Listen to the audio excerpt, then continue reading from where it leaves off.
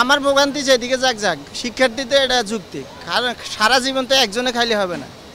আর দেশের মানুষ জন্ম নিয়েছে না, বাংলাদেশের নাগরিক না আমরা, সব মানুষ তো বাংলাদেশের নাগরিক, তো নাগরিক হিসাবে ওদের অধিকার আছে।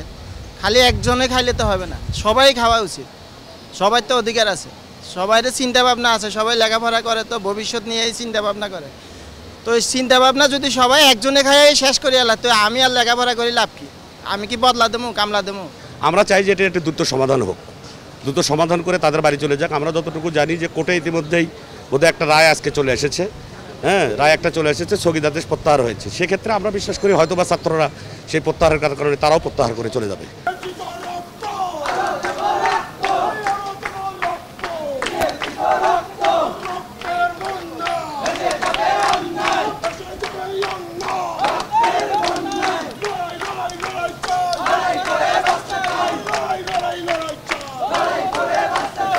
হাইকোর্টের রায় নিয়ে আমরা কোনো কথা বলতে চাই না। আমাদের ডিরেক্টলি এখন আমাদের গভর্নমেন্টের নির্বাহী বিভাগের সঙ্গে আমাদের কথা হবে।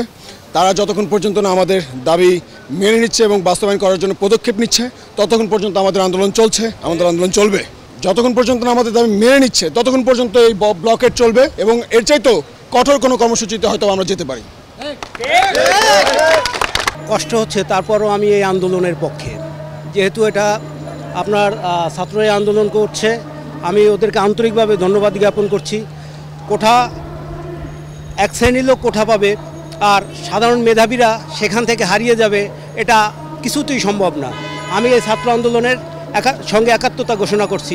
আমি উত্তরা থেকে আসছি, ভিআইপি বাসে আসছিলাম, পরে তেজগাঁওয়ের পাশে ব্রিজের উপরে বন্ধ করে দিয়েছে, ওখান থেকে প্রায় 2.5 কিলো হেঁটে তারপর বিটিএম আসছি।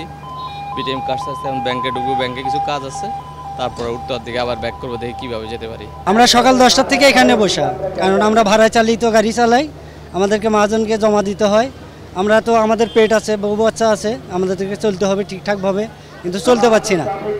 আমি চাই সরকার এটা যেন দ্রুত গতিতে সমাধান করে এবং অতি তাড়াতাড়ি, কারণ আমরা গরিব মানুষ, আজকে বসে আছি, কালকে তো আর থাকতে পারবো না।